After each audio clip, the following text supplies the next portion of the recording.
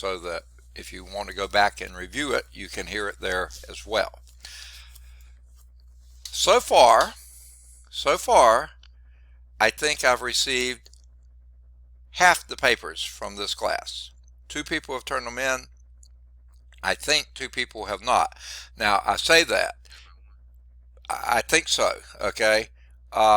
If you turned it in sometime over the weekend, I probably haven't seen it yet, because I just last night started catching up from the weekend, because we were out of town this weekend, and the place where we were was the farm over in Georgia, has incredibly slow and unreliable Wi-Fi.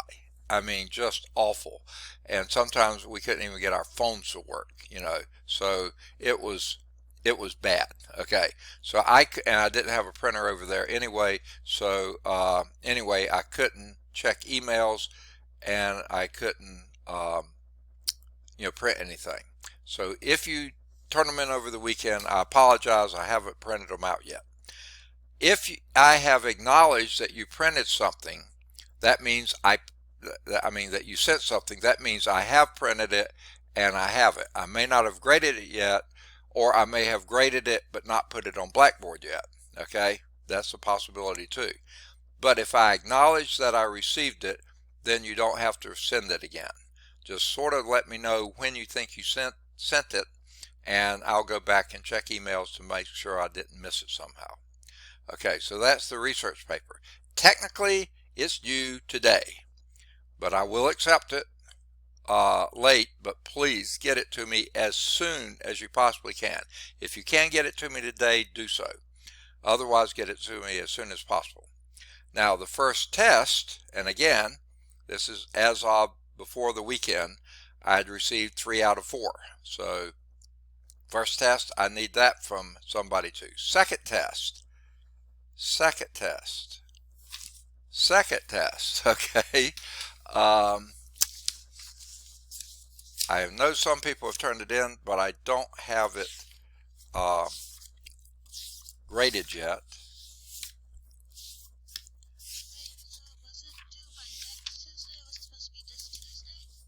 What, the research paper? Yeah. Okay. Now here's the deal. They shorten summer term. Okay? Yes, exactly.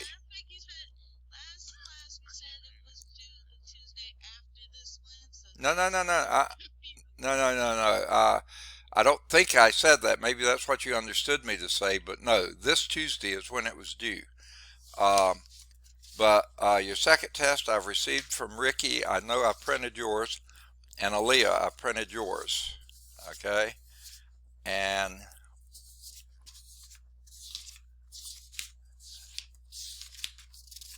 James, I printed yours. Okay, now third test, I received Aaliyah's,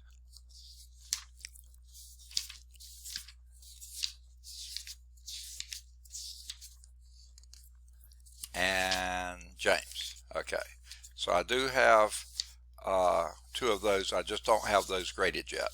Okay, so please, folks, the rest of you, okay, and let me go back over this again. If I misstated it last time, I apologize, but I'm almost certain it may be, the sound or something, confused you. I don't know.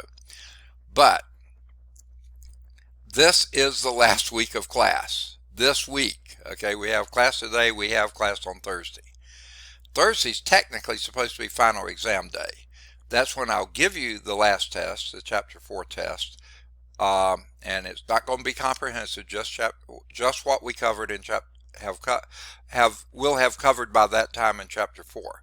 So no, everything that up till chapter 4 test, I'd love to have in before Thursday. The research paper today if possible, but if not, just as soon as you can get it to me.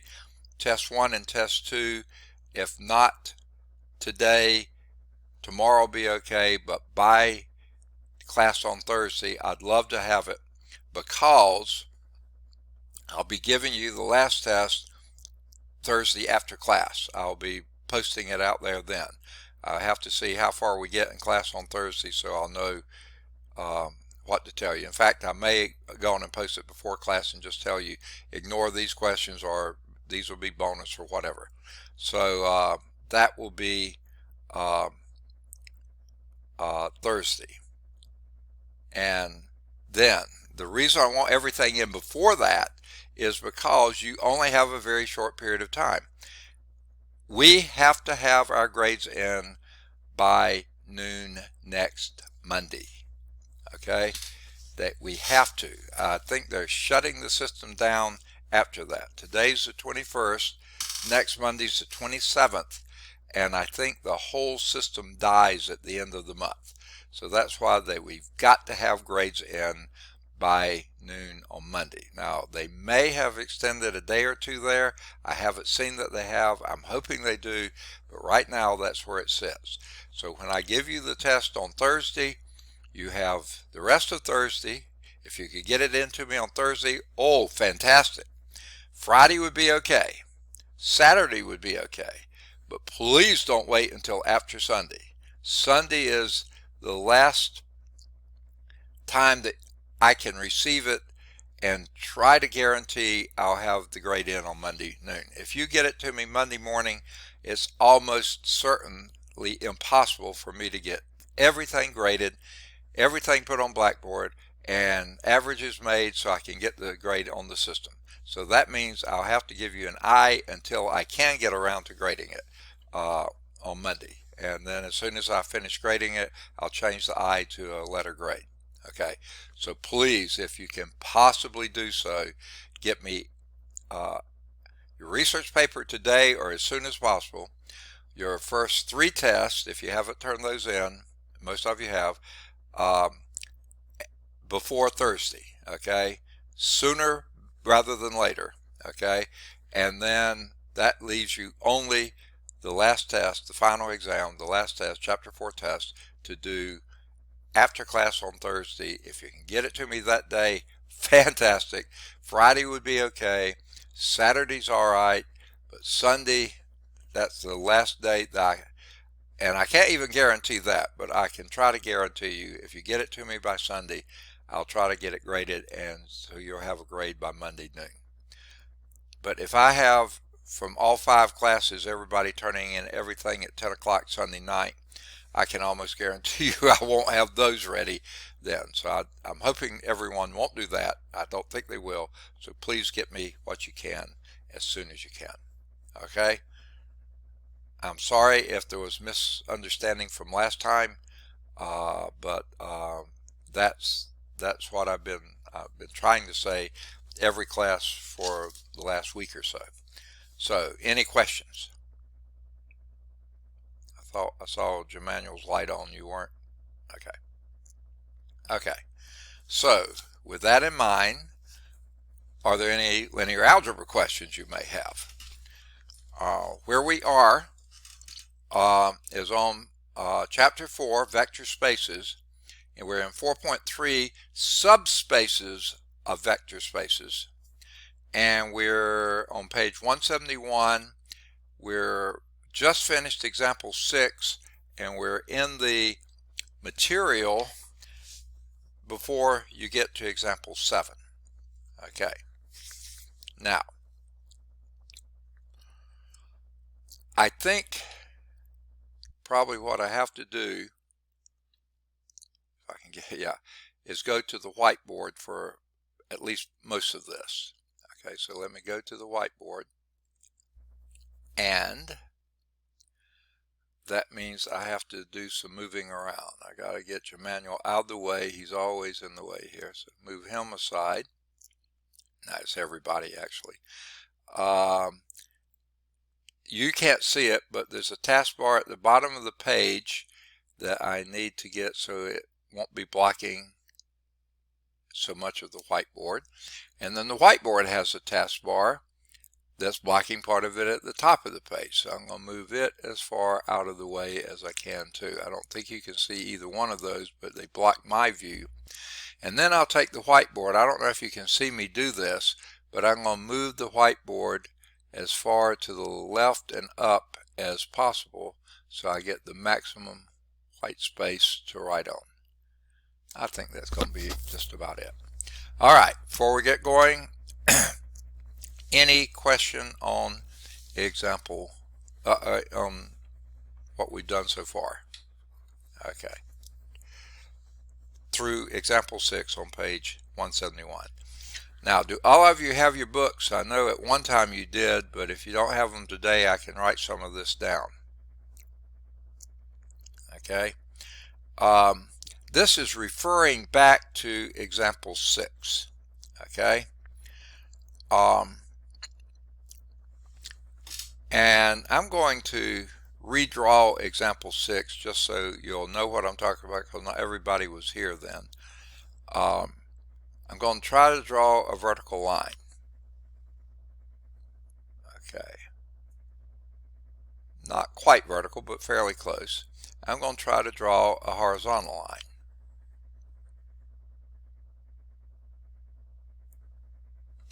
And that's pretty close, but it's not quite, but close. Okay. I'm going to draw 2 more lines. Okay. I guess probably I ought to tick off a few points first, so let me try that. Much easier to tick off this way.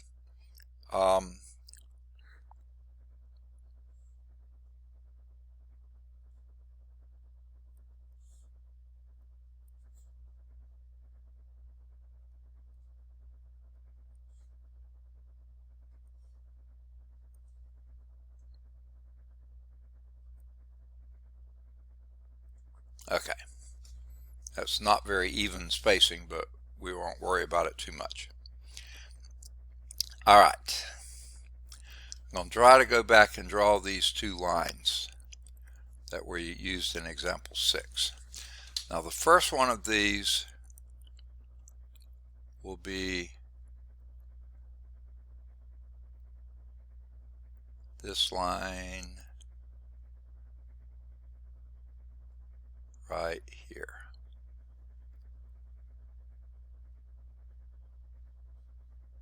This is the easy one to draw. Okay, it's fairly close, not quite right. And the second one is going to be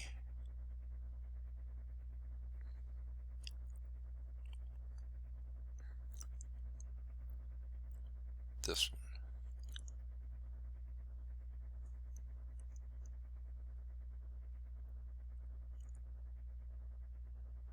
Okay, I'm doing my best to make them parallel. I don't know if they are, but let's just say that's it. Okay, now the question or the issue was determine whether each subset was a subspace of R2. This top line here, the bottom line here, was this line right here. This is x plus 2y is equal to 0. And I didn't draw that right. Sorry about that. I didn't look at my thing. That's not the line, but let's just say it is. Okay. The next one is x plus 2y is equal to 1. Okay. Now, it said determine whether each subset is a subspace of R2. Now, just to give you a general idea, R2 is a set of all ordered pairs, xy. So that would be the entire xy plane here. Everything on it is R2. That is a vector space. Okay? All possible vectors. Okay. Now, the question is, which, if either of these 2 lines, or both, are subspaces of R2? They're certainly subsets of R2 because they both are on the plane, and the whole plane is R2. So they're certainly subsets. The question is, are either one of them subspaces? Okay? Well, if you took any point on either line and added it to some other point on that line, you're going to get another point on the line. So the addition, I think, is going to work. Scalar multiple is going to work. Okay. Well, addition may not work. Okay. But here's the deal.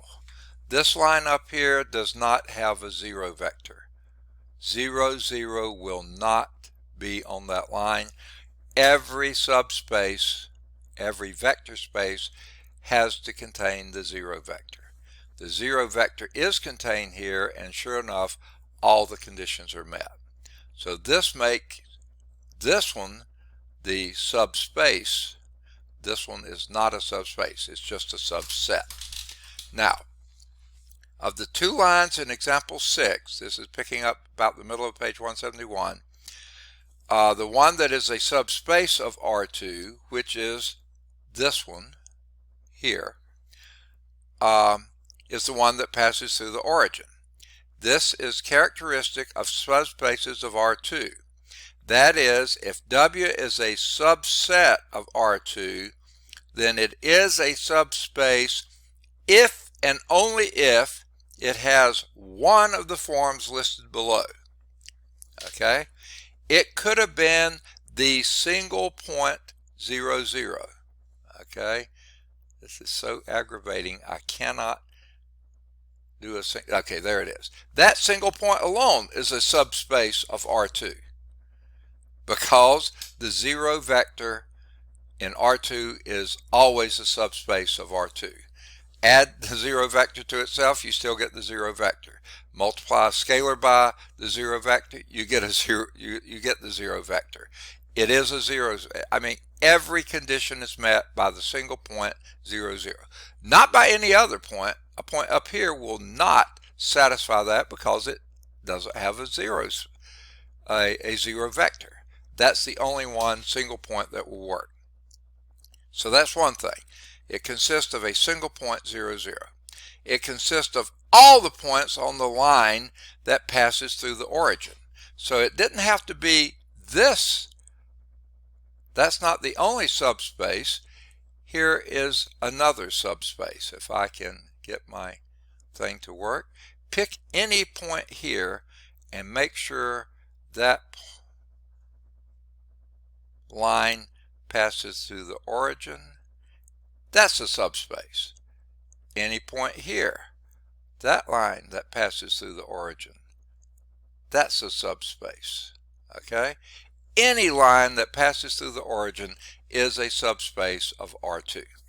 So a single point, as long as that single point is the origin, that's a subspace. Any line that goes through. Now, the only other condition, every point in R2. Every point on the plane is the only other subspace of R2. Period.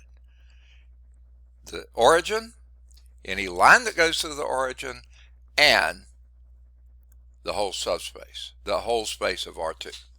Those are the only possibilities to be a subspace of R2. Now, here's another one that is not. Okay?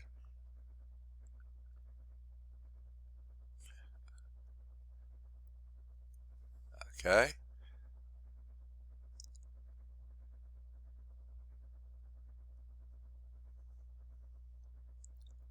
A circle centered at the origin. Not a subspace because it does not have the zero vector. So a circle who goes through that, no, still won't work, okay, because no linear combination of those will work.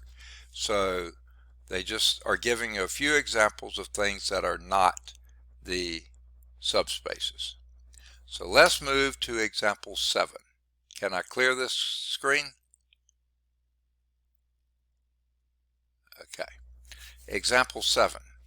Show that the subset of R2 consisting of all points on x squared plus y squared. Oh, I'm sorry. We just did this one. Okay. I wish I hadn't cleared it. Okay. X squared. Okay, let me get my drawing back. Well, actually, Let me go back to draw this again. Does that look fairly circular to you? Alright, then I would draw lines through it.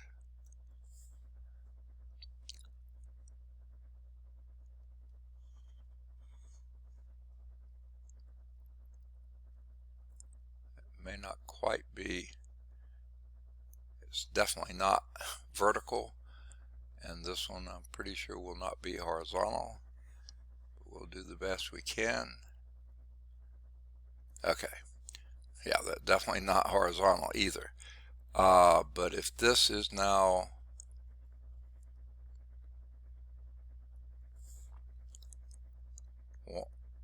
one, 0, this is the point 0, 1, this is the point -1, 0, this is the point 0, -1. That's the circle whose x squared plus y squared is equal to 1. That's the circle. That's not a subspace. Now, the main reason that's not a subspace, the easiest reason, doesn't contain the 0 vector. But what if I said it's all these points here and the origin? Would that be a subspace? Okay. Yuck, this is so aggravating. I can't draw a single point without it there. Okay. What if I said that?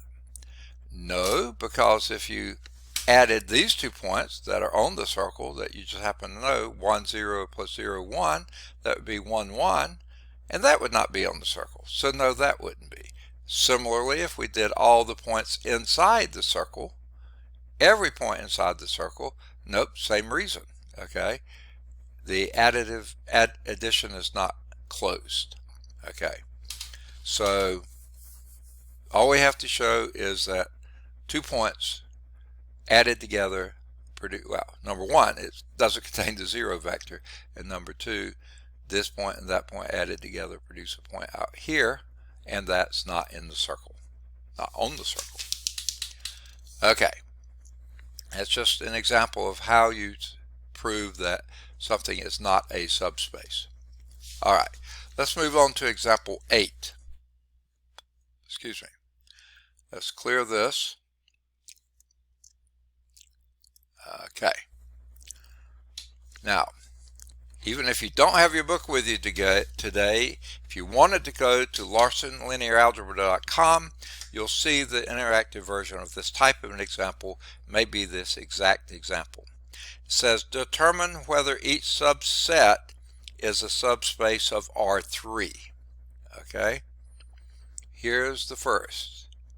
W. W is the set of all ordered triplets x1, x2, 1, such that x1 and x2 are real numbers. Any real number in the world. That's going to stand for real number. There's the set. The question is that subset? And that certainly is a subset, of R3. Okay?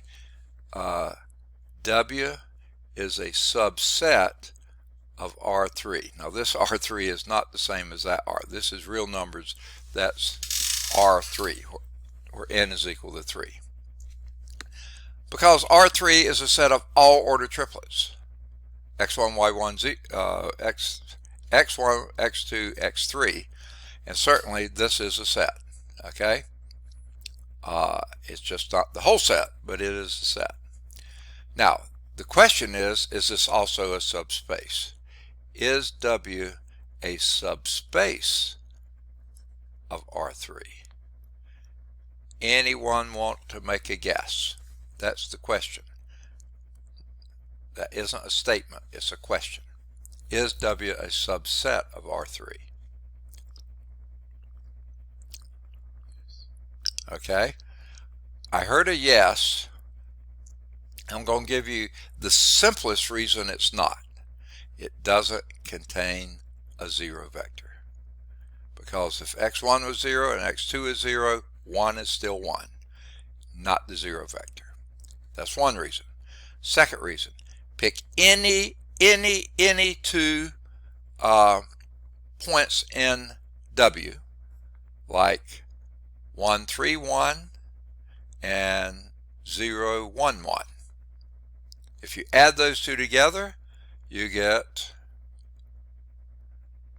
1. I can't remember what I said the other one was, but you get two things. That the first two are fine, but 1 plus 1 is 2. And that number is not in this space. So your addition doesn't work. Your scalar multiplication doesn't work. Pick any number C. How about -1? And do negative x1, comma negative x2, comma -1. No, that's not in W, because W, the third element, always has to be 1. So scalar multiplication doesn't work. Scalar vector addition doesn't work, and it doesn't contain the zero vector. All those are reasons why this could not be a subspace, because a subspace has to hit every one of those 10 criteria. The main ones that you have to worry about is vector addition and scalar multiplication. This one fails on both. Okay? Here's the second one. W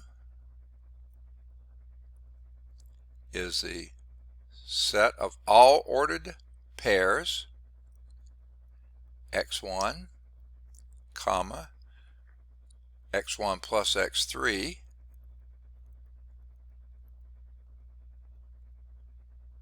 comma, x3. Such that that's supposed to be a colon there, and obviously it doesn't look like a colon to me. Okay, that looks a little more like a colon, not a very nice colon. Okay, something like that. This is such a pain in the neck. Okay, such that x1 and x3 are any real numbers.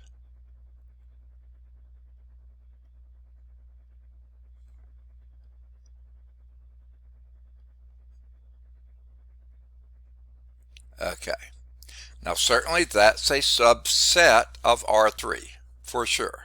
Okay, W is a subset of R3 because every element in W will certainly be in R3. Now, the question is it a subspace of R3? Okay, now remember x1 and x3 could be any real number, including 0. So if x1 is 0 and x3 is 0, then that middle component is also 0. 0 plus 0 is 0. So it does contain the zero vector. That's the easy thing to check most of the time. Now, does your vector addition work? Yeah. If you had some other, let's say, x4 plus x6 comma x6, okay, 2 points there. If you added those two together, yes, the middle one would be the sum of the outer two because you're adding them together. So addition does work. Does scalar multiplication work? If you multiply that vector there by any c, you have cx1 plus C times x1 plus x3, which would be cx1 plus cx3, comma, cx3. Sure enough, the outer two, the middle one is the sum of the inner two. So you didn't have to do that zero vector, but it's really easy to do. But vector addition and scalar multiplication work for that set, for this subset, so therefore it is a subspace. Okay? So W is a subspace. The second W is a subspace of R3. The first one is not. The easiest reason is because it doesn't contain the zero vector. But it neither works for vector addition or scalar multiplication. So nothing works. Now, that example there, you'll notice something else about it, or at least they're going to point it out to you.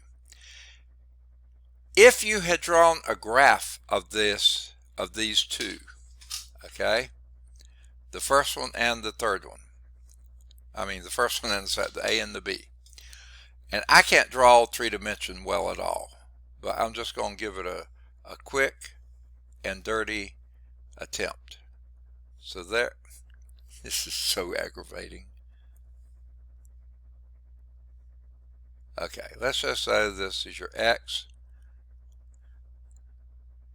your X1 axis, your X2 axis, and your X3 axis. Since they didn't use X, Y, and Z, I'll use X1, X2, X3. Okay?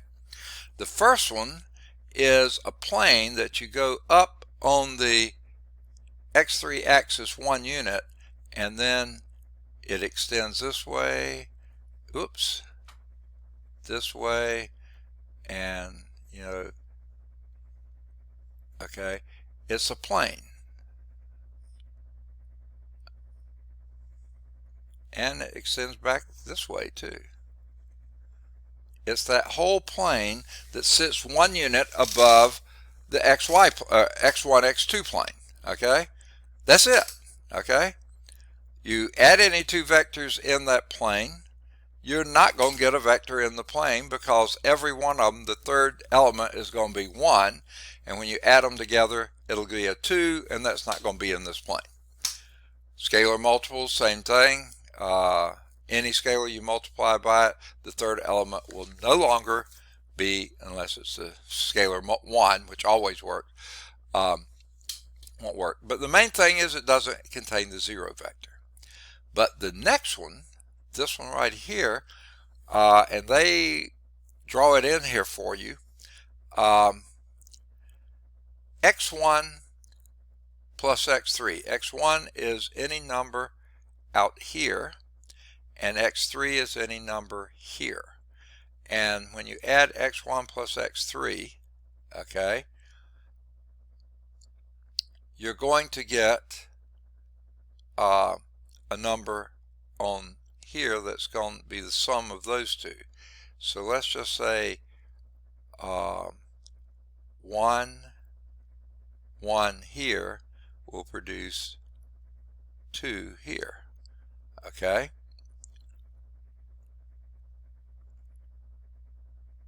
Okay, so the point come out 1, over 2, and up 1.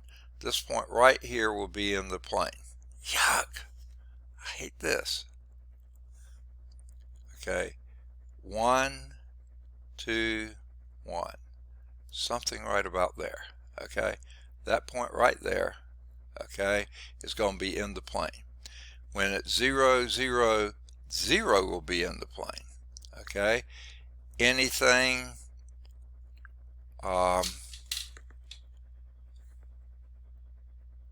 coming out this way will be in the plane. Anything going this way will be in the plane. So any point in this plane, and this plane isn't just a triangular thing, it goes below, above, right, left, everywhere. But a couple things to notice. Okay, one thing, it goes through the origin. It has to be a subspace. 0, 0, 0 is on this point. 0, x1 0, x3 0, x2 is going to be 0. 0, 0, 0 is on it. It has to go through the origin. Now, not just this W, but if the W had only been the origin, that's all, just the origin, that would be a subspace of R3. Okay? Any plane that goes through the origin is going to be a subspace of R3. Okay? Any line that goes through the origin, this line right here, if I can find it, there it is, this line right here, whoops, that line right there, if it goes through the origin, that's going to be a subspace of R3. Okay, and that's going in all three dimensions. Okay, and of course the other one is the whole plane, the whole space of R3 is a subspace. And guess what? Those are the only four conditions of in R3 that could be a subspace. The single point of the origin, any line that goes through the origin, any plane that goes through the origin, or the whole space. Those are the only four possibilities for a subspace of R3. And you can extend this up to whatever dimension you want. If you had one dimension, just a line, okay, and that was your R1, okay, that's your line, all set of all real numbers, okay, the only subspace of that would be the origin, because there aren't any other points, you know, that would have a zero vector. So R2, as we saw before, the only two would be the origin itself and any line going through the origin.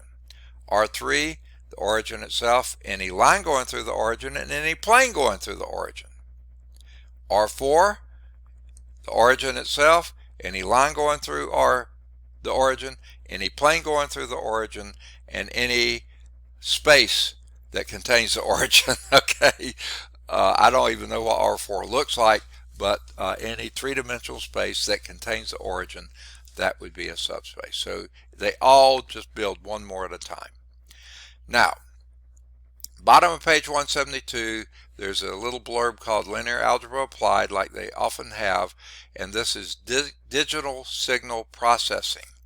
Okay, and that uses, believe it or not, linear algebra.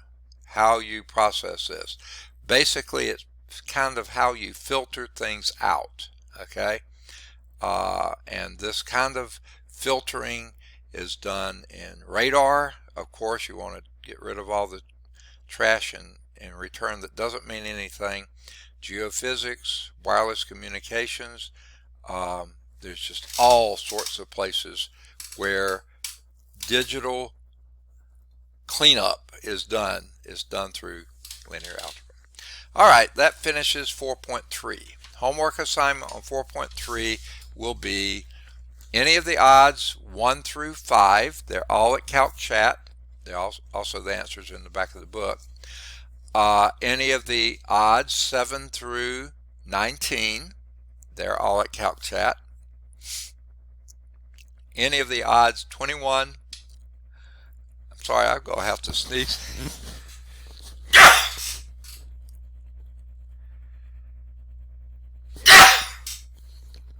What caused that?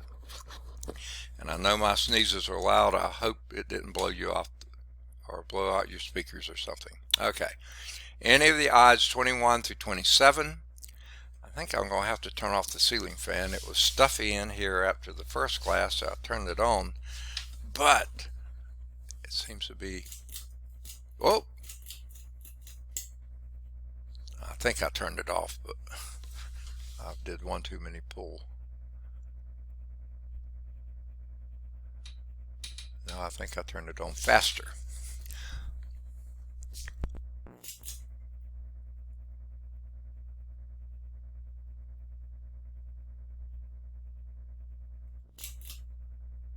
Okay, I hope I got it that time. Okay, Sorry. We'll see if it stops.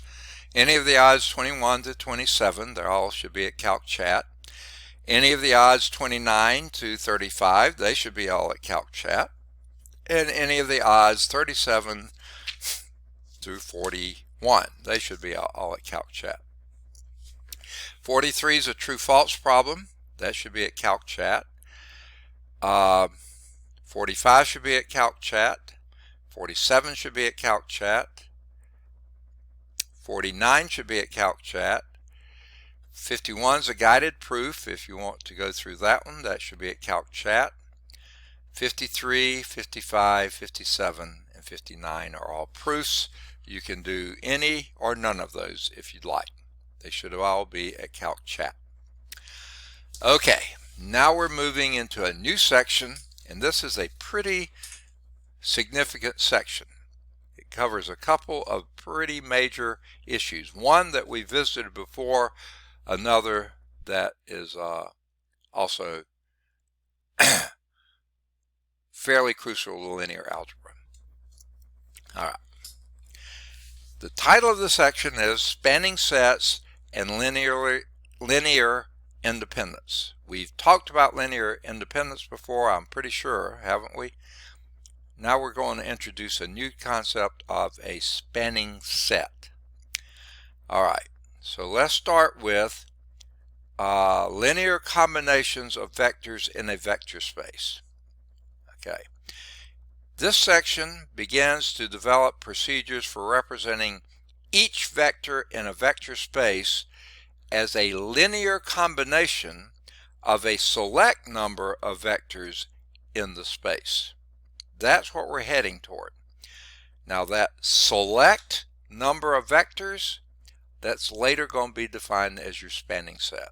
Not there yet, but we're going to. So here first is a definition. Now,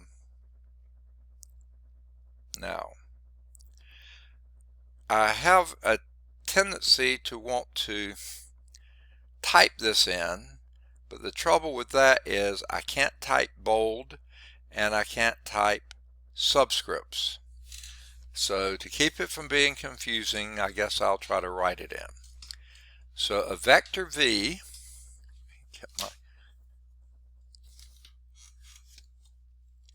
okay, what we have here is a vector V. If I, oh, there's my pen. Okay.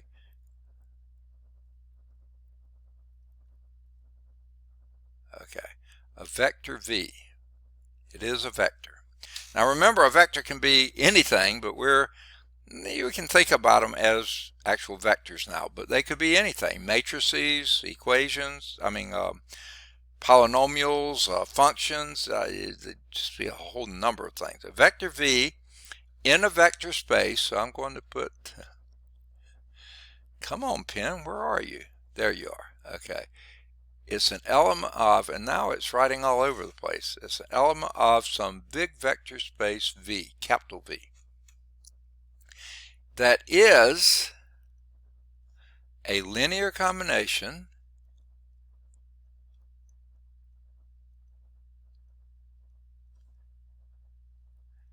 it will sometimes write where I don't want it to, and other times not write where I do.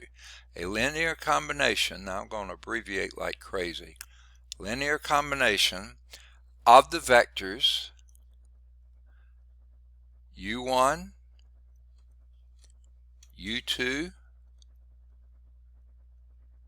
it's not the singing group, okay, u3, dot, dot, dot, all the way up to and including u sub k. There's a comma there, u sub k. That's also a vector, okay?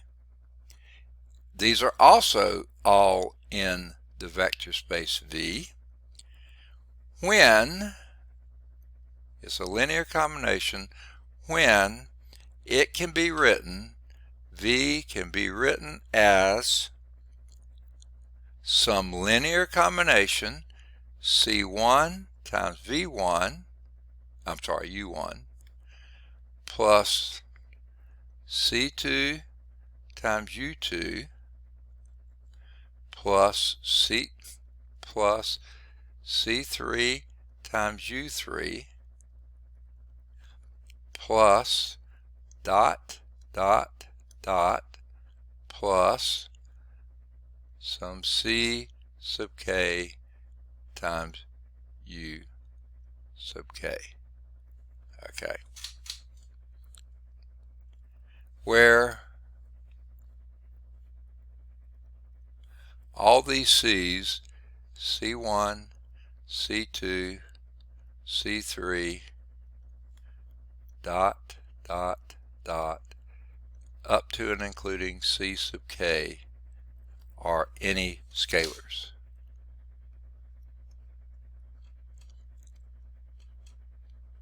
Any scalar. Okay. Well, not quite any, but they are scalars. Okay. So what does that mean? Okay.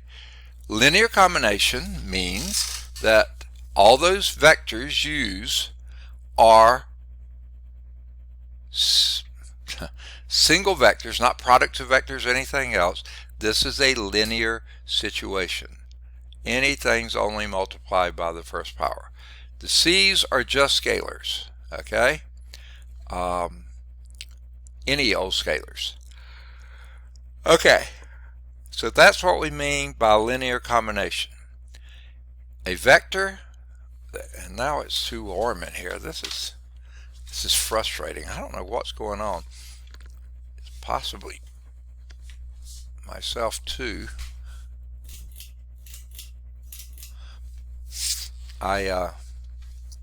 This weekend was number one, out in the sun a lot, number two, out in dust a lot, and out in all kinds of pollens and plant material and all like this. I was doing a lot of mowing with a pretty big machine that really stirred up everything, and there were things in bloom, there were things getting ready to bloom, there was rough terrain, so it picked up dust and stuff, and it was dry and it was hot. So it could be that if I sound a little congested, I am a little congested, and that may be why the sneezing came about. I don't know. So anyway, let's do example 1. That's a definition of a linear combination.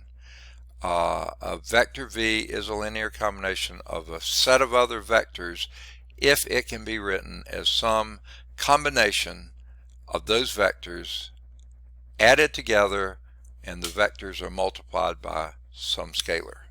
Okay, so let's do example 1. I think I'll clear the screen before we do that.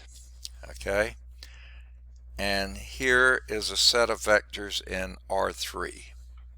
Okay, this is a set, capital S. It is the set of these vectors: 1, 3, 1. Back when I played basketball, that was one of our zone defenses. Okay, 0, 1, 2. That wasn't. Okay, and 1, 0, negative 5.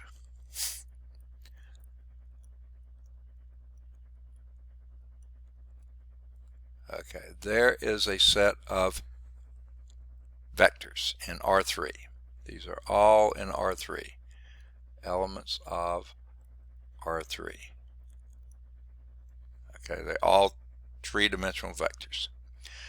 Now, the question is, they name them. They named this to be V1, they named this to be V2, and they named this to be V3. Okay, that's an ugly 3, but that's a 3. Now, what they're saying is that V1, that first one, is some linear combination of V2 and V3.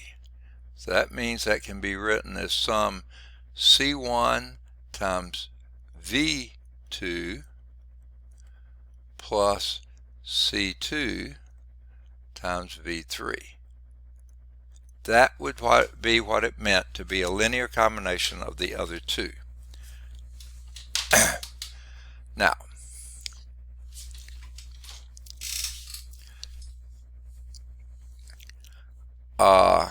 here's my first guess.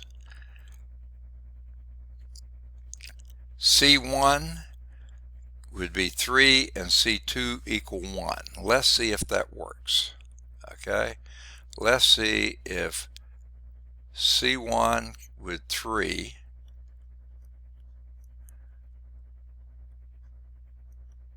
this is just a guess, a stab in the dark here, plus 1 times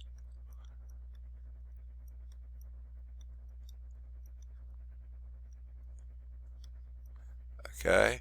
The question is this equal to 131? And the reason I stabbed that way, I saw it be great to have this to be 1 because its first element is 1, this one is 0. And since that one's not going to contribute to the first element, let's make that be 3. Let's see if it works. This would be 0, 3, 6 plus 1, 0, negative 5. When you add those together, do you get 0 plus 1 is 1, 3 plus 0 is 3, and 6 minus 5 is 1. Sure enough, that is a linear combination. If you took 3 times the second one, added it to the third one, you can get the first one. So vector 1 is a linear combination of the other two. Now, the book isn't doing this, but I could certainly say this. Vector 3 is also a linear combination of 1 and 2. Why? All you have to do is subtract 3 times vector 2 from vector 1, and you're going to get vector 3. You just subtract this term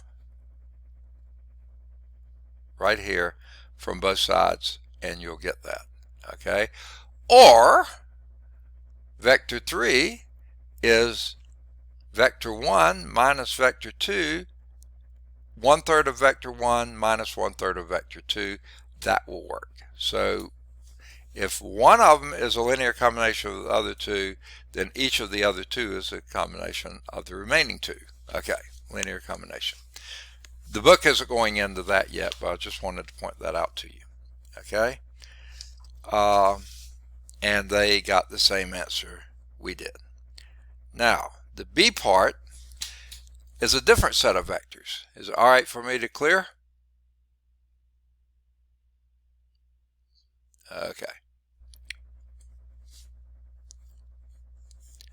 For a set of vectors in M22, that's a set of all 2x2 matrices. Okay? So here's the set S, which is a element in M2, and this will be the set of all matrices, of these matrices, 0, 8, 2, 1,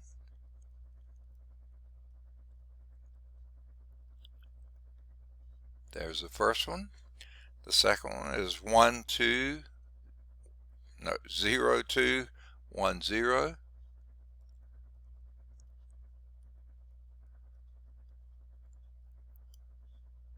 The third matrix in 2, 2 space would be negative 1, 3, 1, 2. And the fourth matrix in this would be negative 2, 0, 1, 3. Okay. there's a set of 4 matrices in M22 space. Okay, now remember, these technically are vectors as well. This we're going to call vector 1, not in the traditional sense, but in the linear algebra sense. These are vectors as well. V2, V3, and V4. Okay, now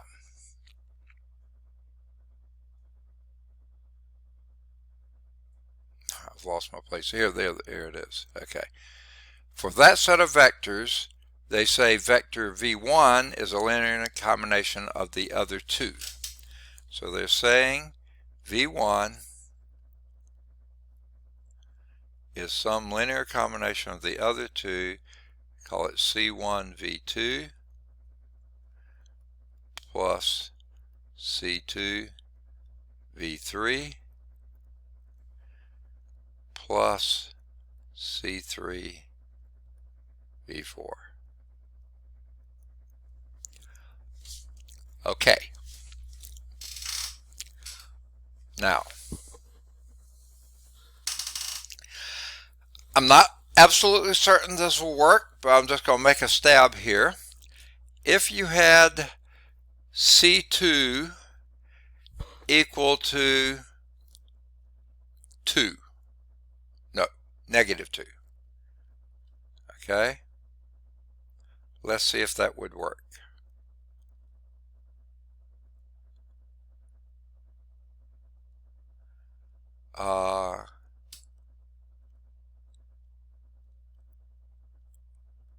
And C4 1 and C2 1 also. I'm not sorry, 3 1 1 and C3 1 also. And C2 is a negative 2. Let's see if that would work. Sorry. You'd have negative 2 times negative 1 is positive 2 plus minus 2 is 0. That works. Let's do the next one. 2 minus 6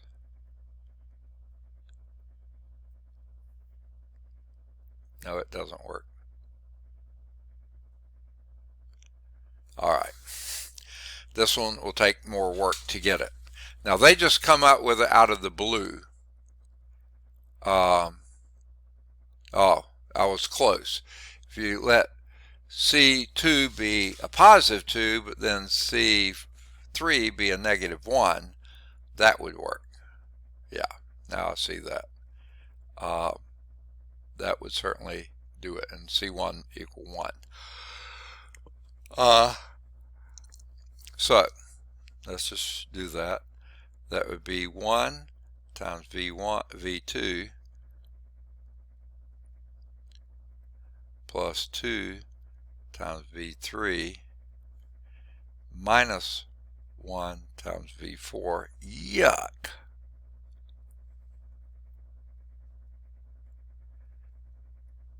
Okay, I think that will work. Let's see if it does. I don't know what that line in front is. Oh yeah, it's a 1. That's what it is. Okay.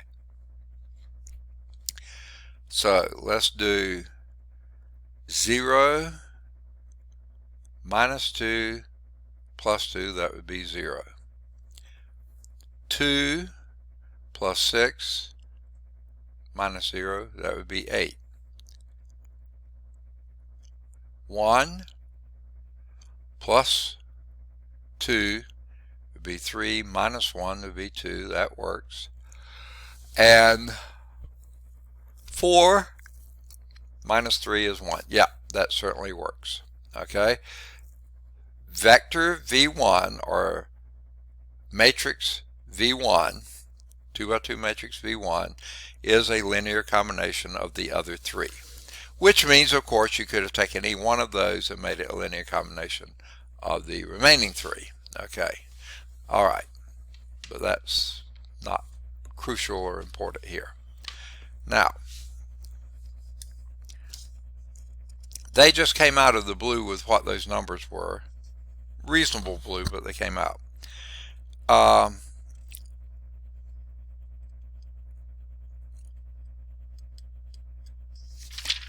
what we're going to do in example 2 is they're not going to give us the coefficients. We're going to have to come up with them. Okay, so here's what example 2 is. Clear this out of the way. Alright, here's example 2. Here's a vector W.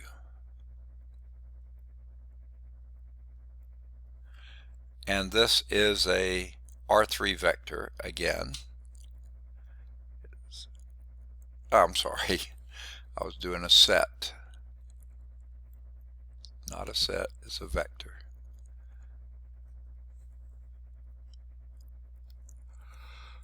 Okay, goodness gracious, I'm so hungry I can hardly stand it.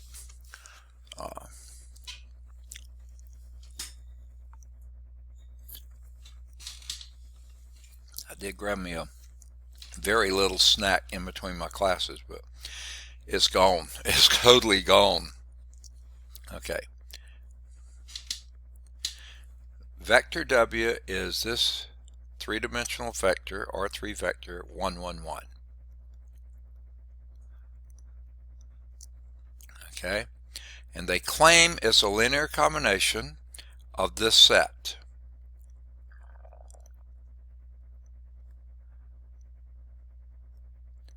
Of 3 vectors, the first being 1, 2, 3, the second being 0, 1, 2,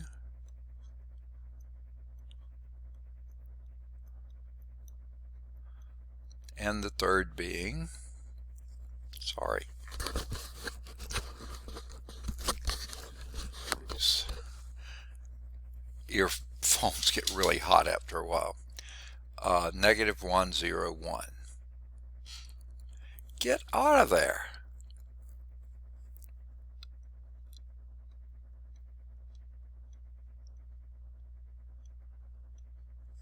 Okay, there's a set of 3 vectors. Okay, all 3 of those vectors are also in R3. Okay, and this we're going to call vector V1. This we'll call vector V2, and this we'll call vector V3. Okay, I'm going to set this aside for now. Okay, now here's how we're going to find out what those constants, those coefficients are.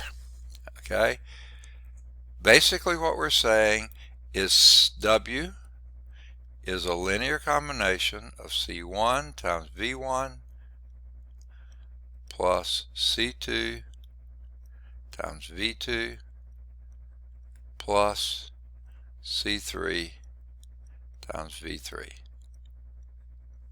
Okay, which means vector W, I didn't put the vector symbol over it, is 1, 1, 1, and that's equal to C1 times 1,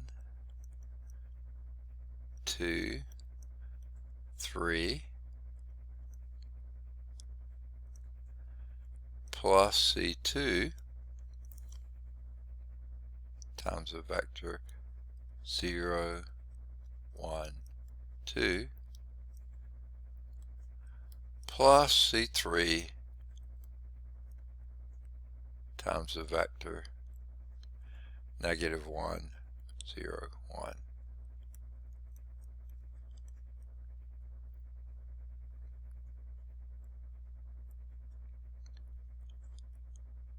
Okay. I am so sorry, but I'm getting dry as a bone.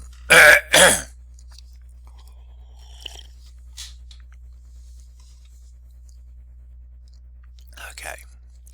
Now, what you might note is this sets up a matrix. Okay? And here's what the matrix is that 1 is equal to C1 minus C3.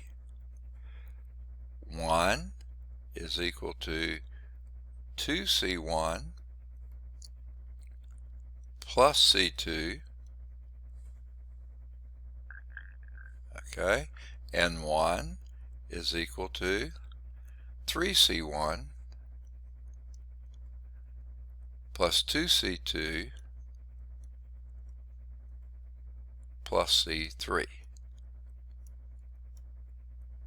Okay, now I hope you see that sets up very, very neatly to be a Gauss-Jordan elimination. Let's rewrite it on the other side, kind of like this. Okay, 1, 0, negative 1, 1, 2, 1, 0, 1, and 3, 2, 1, 1, because these three are all ones here. That's why that last column is 1. And it's not at all difficult to do a Gauss-Jordan elimination on it, or just a Gaussian elimination. I think Gauss-Jordan will work pretty well. Minus 2 times row 1 plus row 2 is your new row 2. Okay, now I'm not sure I'm going to have room enough to do this. I'm going to try to squeeze as much as I can where I can. First row stays the same, 1, 0, minus 1, 1, 2, oh wait, we're doing operating on that. Negative 2 times 1 is negative 2 plus 2 is 0. Negative 2 times 0 is 0 plus 1 is 1. Negative 2 times negative 1 is positive 2 plus 1 is 3. And oh, I didn't do the last one. I need to take a pause here for just a moment. I've got to go clear my head. I can hardly breathe. So I'm going to put this on hold. Sorry to do it in the middle of a problem. I'm just having trouble breathing. So let's put this on hold for just me doing whatever I did since I came back. I guess it was 2 and the end of 2 and all of 3. Sorry about that. Forgot to turn the recorder back on. Now let's do spanning sets. If every vector in a vector space can be written as a linear combination of vectors in some set S, then that set S is called a spanning set of the vector space. So that means there's no vector in that vector space that cannot be written as a linear combination of those other vectors. That means those vectors define basically the entire space, because you can come up with any vector in that space is a linear combination of them. So here's that definition. I'll probably abbreviate it like crazy. Let's let S, okay, that's the set, and that's going to be a set of the following vectors: V1, V2, V3, and then we'll count them dot, dot, dot, up to and including, comma, V sub K.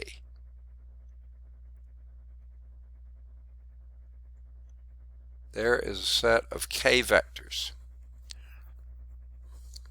Now that set of K vectors is a subset of the vector space V.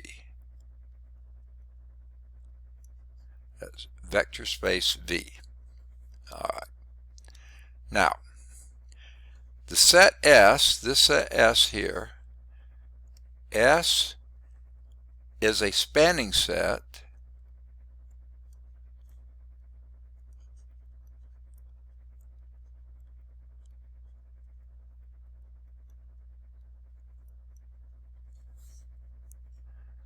We know it's a set, but it's also a spanning set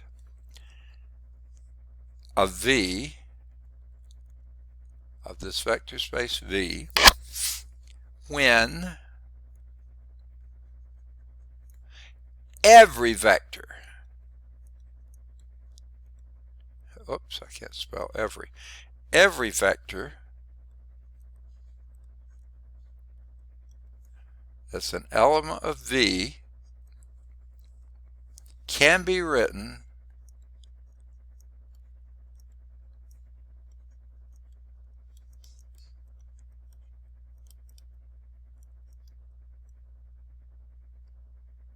can't write, can be written as a linear combination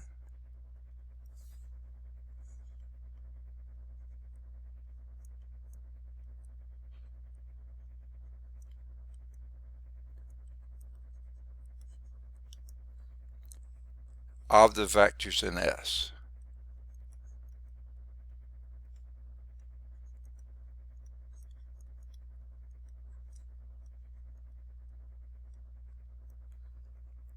Okay? In such cases, it said that S spans V. In other words, that can define every vector in V. It spans it. It incorporates them all. Okay. Can't think of much else to say about it. I think we've said it just about every way that can be said. Let's go on to example 4. Here's example 4. Oh, this is an easy one. Okay. Here's a set S. Excuse me. It's a set, so you start with the set symbols. It's a set of ordered triplets, and guess which ones they use. 1, 0, 0,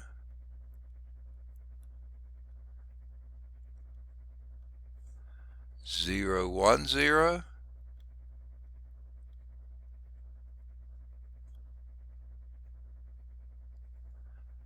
and I think you can guess it, 0, 0, 1. Okay. That's supposed to be an in parentheses. Okay, and it says it spans R3. Yuck.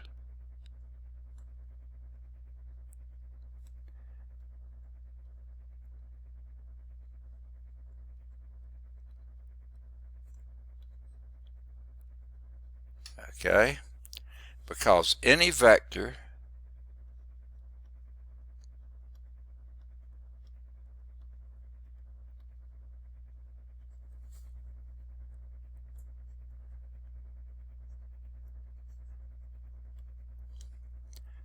U, I don't know why they chose U, but they did, which is equal to, I see why, equal to U1, U2, U3 in R3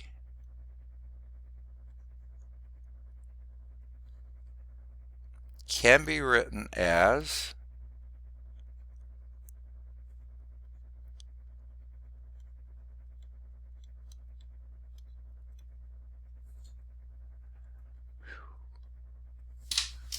goodness gracious, I'm out of energy.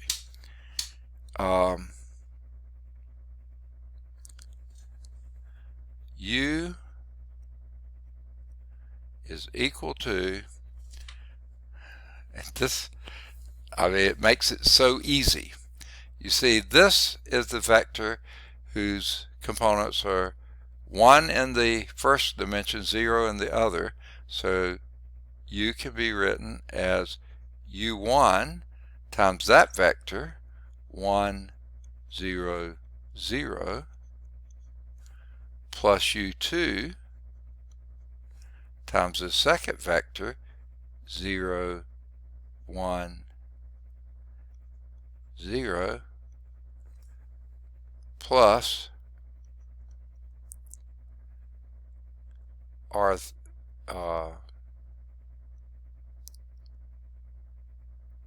I know I just wrote the other one down and I can't see where it is now. But anyway, U3 times 0, 0, 1. Okay. Now, any vector, not just a given vector, come up with any three components. Negative 17 pi, 44e, 15 times the root 4, cube root of 4.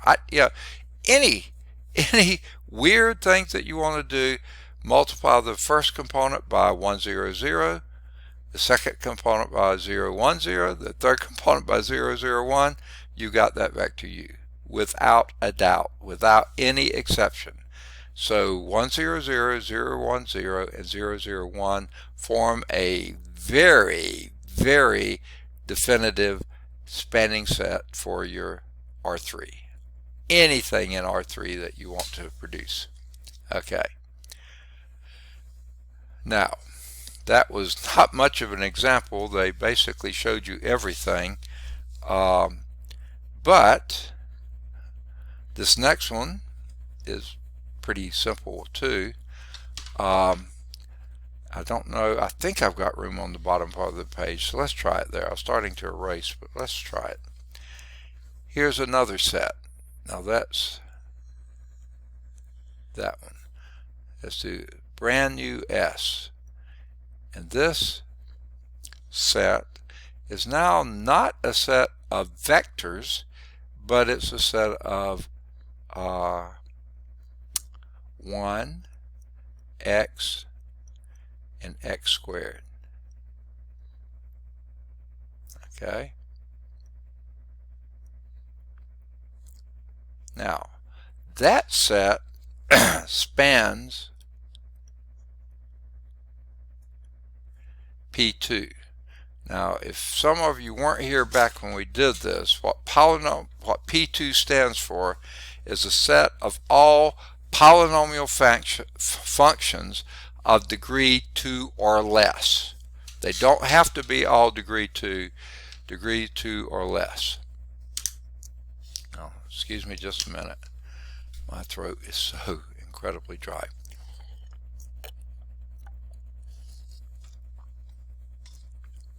I can't remember. It was either my first or second class yesterday. It got to be almost like this. I could hardly go for but just a few minutes before I'd have to drink something else. Maybe it's the fan. I don't know. I don't know. Okay. Now, so they claim that that set spans P2 because any polynomial function of degree 2 or less, any one of them, and they represent a polynomial function as little p of x, right? Yeah, little p of x.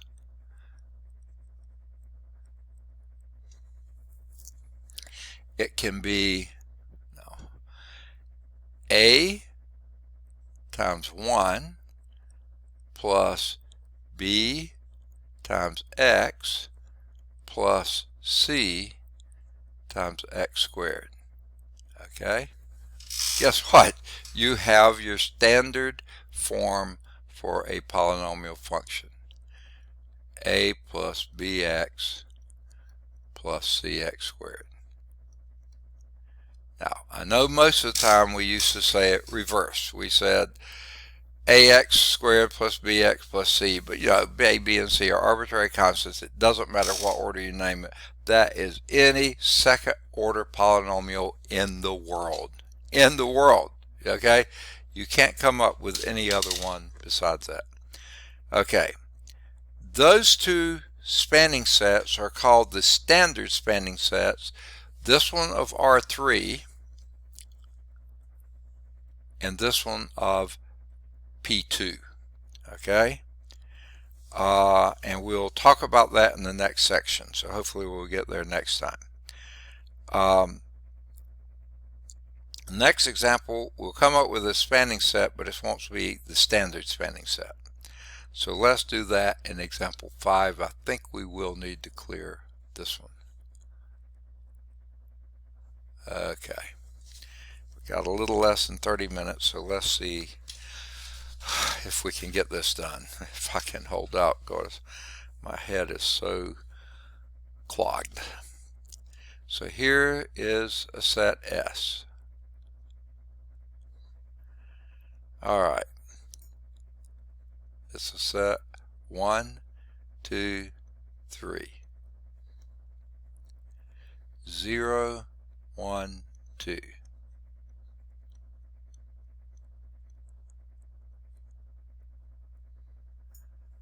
Negative 2, 0, 1.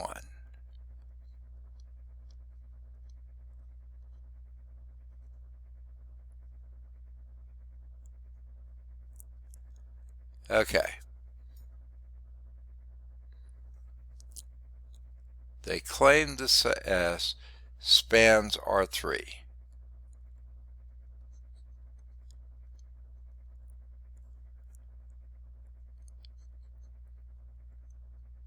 Okay.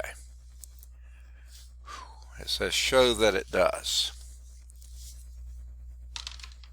Now,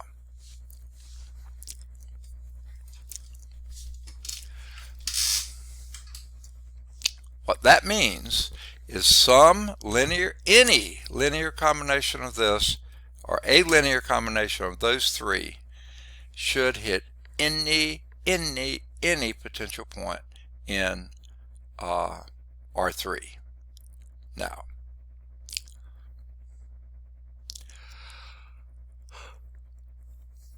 here, okay, I want to say something here, and I know it's true, but they probably aren't quite ready for us to talk about that yet. Okay. So they're going to come up with an arbitrary vector U. I'm not sure I did that. Maybe I did, but it's so aggravating that this pen will sometimes not write when you're trying like crazy to get it to write. Other times just makes random marks where you don't want them to. Okay, that there's some vector U in R3, and we'll name it U1, U2, U3. I found one of the things that's true about this: if I write slowly enough, it will write everything. If I get to writing too fast, then is when it starts not writing stuff and throwing extraneous marks wherever it wants to. So I'm trying to slow down to do that. So U is any arbitrary vector in R3. Can we write that as a linear combination of these? Okay, so let's say that this is some A times 1, 2, 3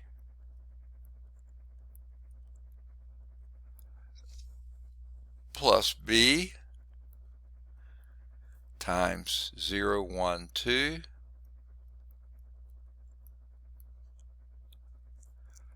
plus C.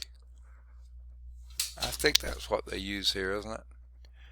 No, they're using C1, C2, and C3. Okay, sorry about that.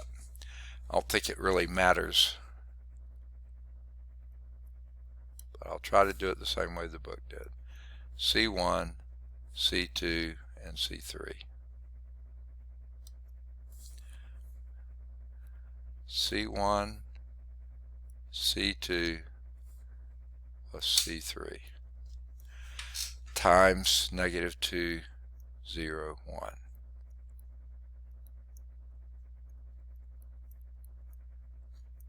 Okay. Now, I'm so tired. Okay. I think it's not breathing well as part of that. So let's see what we get here. If we were to do this out, that would be C1 plus 0 minus 2C3 is equal to U2. There is our matrix. 1, 0, negative 2, U1. 2,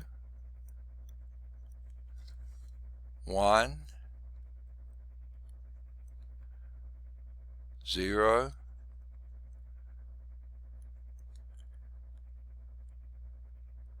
U2, U3. Okay, I think I wrote it correctly. All right, let's do our row reductions here. Okay. Now,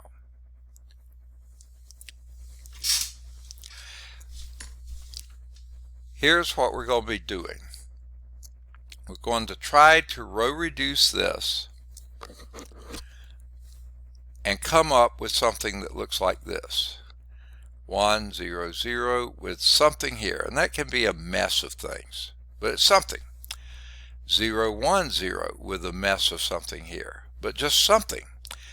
0, 1, 0, 0, 1 with a mess of something here.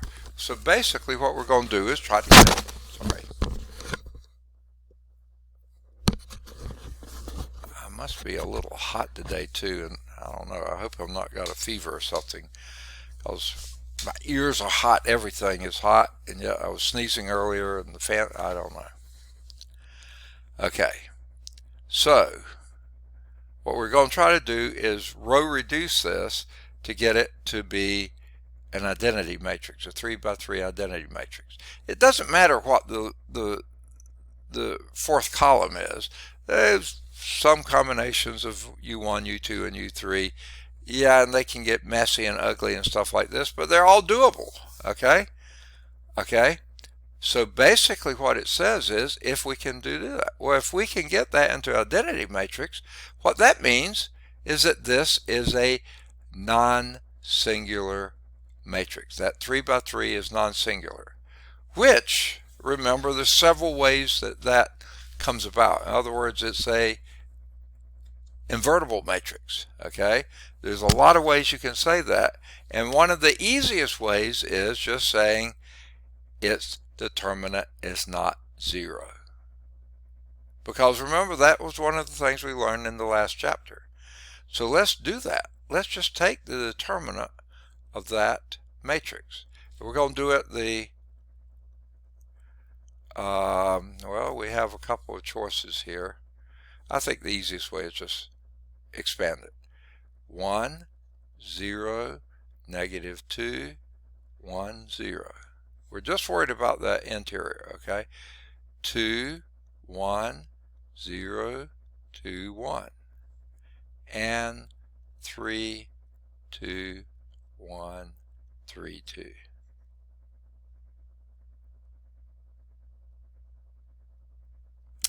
Okay. Now what we're going to do is sort of our determinant type thing. Okay. All we got to show is this is not equal to 0. So let's do our first diagonal there, and that's going to be a 1. That one was easy, if they will all be that easy. This one is also awfully easy. That's a 0. This one is a negative 8. Okay, let me erase these construction lines here, and let's do the up diagonals, which will be the minus ones, and this will be a plus 6, this will be a 0, and that will be a 0. So what do we have? Negative 1. Guess what? That's a spanning set. if that spanning set, and you write down, now in a sense it really doesn't matter how you write it because determinants are really easy to do, but what you've done is really the transpose of those three together. In other words, you put the first vector in the first column, second vector in the second column, third vector in the third column. Rather than putting them in rows, put them in column. Really doesn't matter too much here for this purpose, but in later purposes it will. So do them like that, see if your determinant is 0. If it's not 0, it's a spanning set. Okay, that's it. The coefficient matrix of that system, okay, is a non-zero determinant, has a non-zero determinant, and we did verify it's equal to -1. So it follows from the list of equivalent conditions back in 3.3 that the system has a unique solution, so any vector in R3 can be written as a linear combination of those vectors, those three there. So therefore those three vectors spans R3. Alright, let's move on to example 6. I think we might need the whole slide for it as well, so let's clear it and see what we get here. From example 3, okay, I'm sorry, that was way back.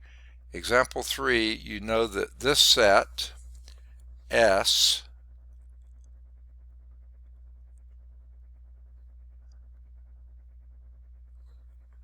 which is 1, 2, 3,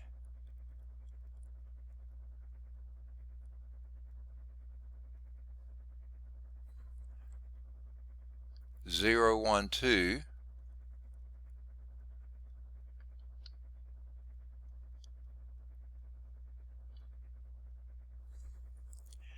and -1, 0, 1.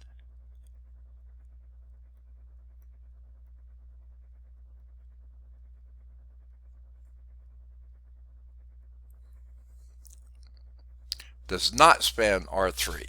And we know that because before, and not just in example 3, but in example 2, we had the exactly the same set, and when you start doing row reduction on that, you wind up the third row, when you only have the 3, turned out being 0, which means the determinant would be 0. Okay, so this does not span R3.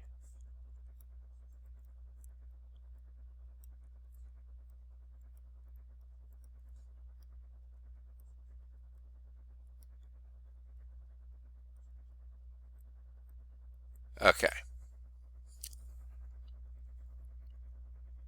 Okay. And the reason we knew that is that one vector W that we did in example 3 could not be written as a linear combination of those. Okay, so that's one way to do it, but the other one was that the determinant would be 0. Okay, now comparing the set of vectors in examples 5 and 6, note that the sets are the same except that a seemingly insignificant difference in the third variable. Okay, if you notice in example 5, the first was 1, 2, 3, the second one was 0, 1, 2, and the third one was, in example 5, was -2, 0, 1. And this one was -1, 0, 1. Hey, those are awfully close, but guess they don't work. Okay, now they say it seems like maybe it's insignificant, but it isn't. It is significant because the set S1 spans R3, whereas S2 does not. This one does not. This is what they're calling S2. Where is, I'm on the wrong thing. This they're calling S2, where S1 was when this was a -2 there. Okay.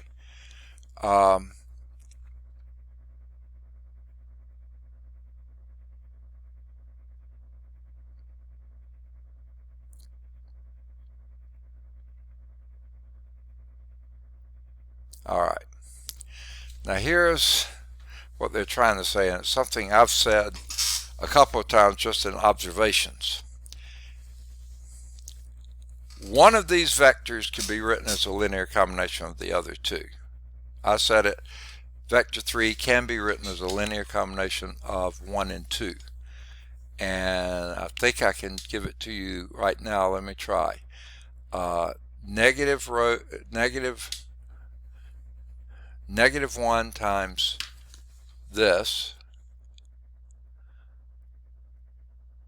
plus that. No, that doesn't quite work. Negative 1, let's try. Negative 1, 2, 3 plus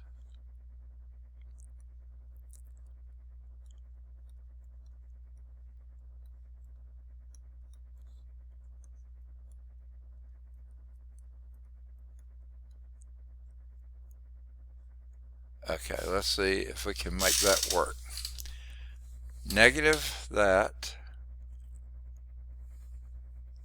I'm going to say minus 2 times that. I think we'll do that. Let's see if that works. That would be minus 3. No, that doesn't work.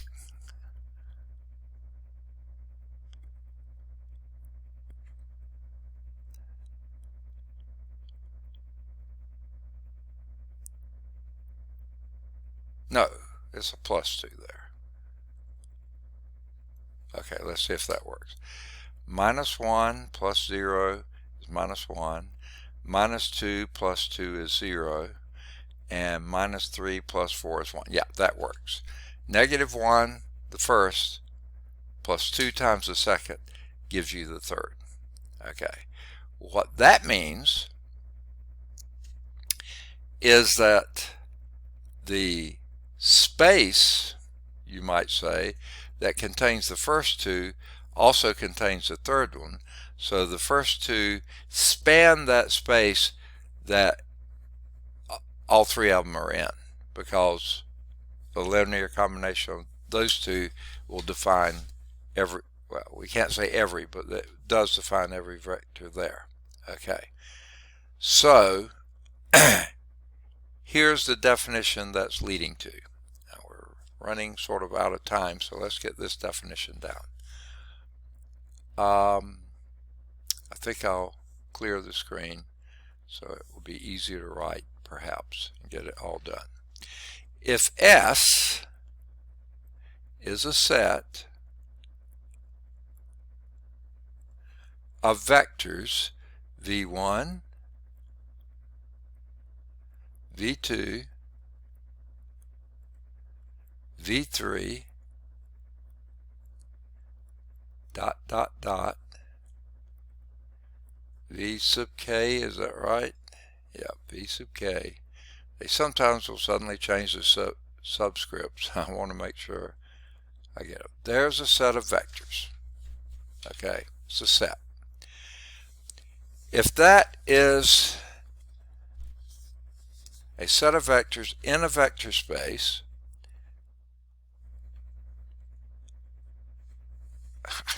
for some reason, okay, in some vector space V, okay, then if that's the given, then here is the thing. Then the span of S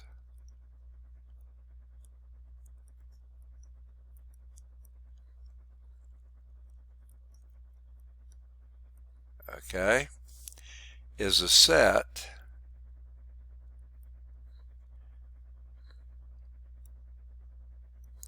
of all linear combinations of the vectors in S.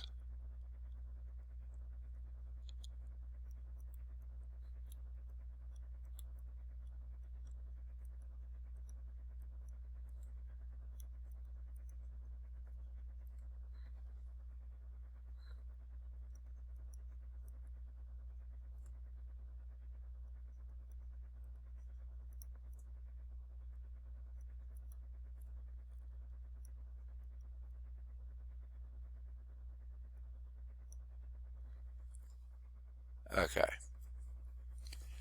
Now, see if we can piece this together now.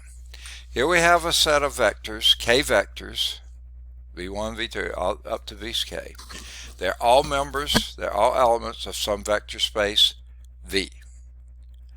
They're all in there, in that vector space V. Then the span of S, that set that we had there originally, is a set of all linear combinations of the vectors that are elements of S. Okay? The span of S will be the linear combination of all the vectors in S. Okay?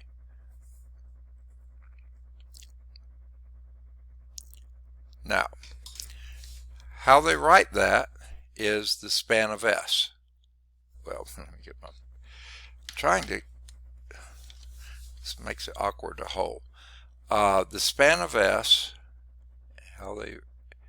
the span of S is then equal to the set of all linear combinations C1 V1 plus C2 V2 plus C3 V3 plus dot dot dot plus C sub k V sub k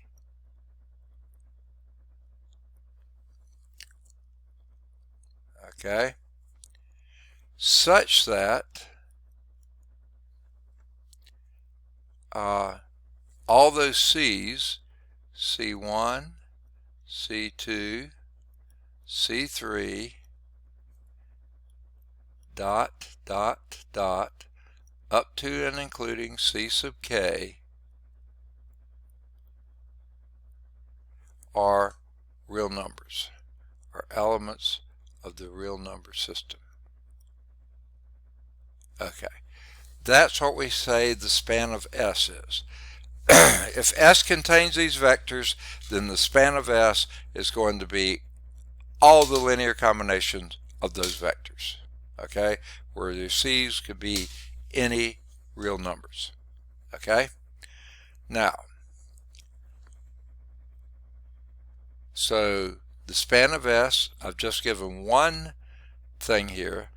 This span of S here, you can represent it this way. Span of S is a little shorter writing, or you could do the span of and then list the vectors v1, v2, v3, dot dot dot to v sub k.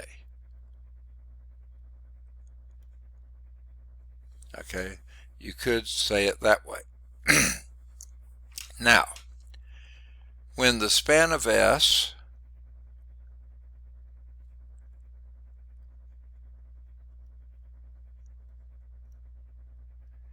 is equal to that vector space S, when the span of S, the set of all linear combinations of the vectors that are in S, when that defines every vector in V, when that is equal to V, it is said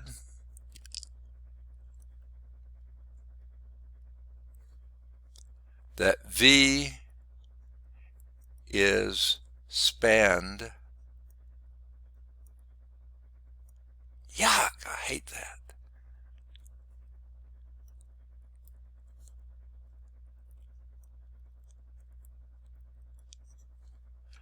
By that set of vectors. V1, the S, okay, V1, V2, V3, dot, dot, dot, up to and including v sub k. Okay. Or that S spans V. Okay, you could just write it that way. All right, we got 2 minutes left. I'm not sure I can write the theorem in 2 minutes. So let's pause for a moment here, and we will pick up with theorem 4.7 next time. And let me give you some homework exercises here. Wow, this is a long section. In 4.4, you can do either 1 or 3. They're both at Calc Chat. You can do 5 or 7. They're both at Calc Chat. You can do any of the odds 9 through 17. They should be at Calc Chat. I think you can do any of the odds 19 to 25, and they should be at Calc Chat. We haven't tested for linear independence yet, so hold off for the rest of those. We'll get to those next time. So let's look ahead to next time. We've got 1 minute to do so. We'll finish 4.4, and then we'll get started in 4.5. Another key set of concepts: bases and dimensions. Okay, and I don't know if we're going to finish 4.5. We'll try to. Okay, I have made it into 4.6 before. I'm not sure we'll make it in now. Of course, we got gypped out of a week and a half of our summer term, so sorry about that. But if we get into 4.6, we'll try to get there. I have a feeling we'll probably wind up in 4.5 somewhere. So that's going to be what your test 4 will cover. Any questions? We got a portion of a minute left. Any questions on anything we just said, did, talked about, where we're going from here? We're in 4.4 now, right? And we will, I think, fairly easily finish 4.4 next time. We'll get into 4.5, but just my feeling, because it's a fairly reasonably long section, I don't think we'll get out of 4.5. So for sure it's going to cover at least into 4.5. It may cover all of 4.5, or it may cover a portion of it. If we get into 4.6, we're not going to get very far into it. So there may be just maybe 1 or 2 concepts in 4.6, but I doubt it. I imagine it's going to be through 4.5. And we may not get all of 4.5. So I'm going to make out the test with that in mind. If I mention rank there and we don't get to rank, forget it. Those will be bonus. Okay? All right. Good question. Any others?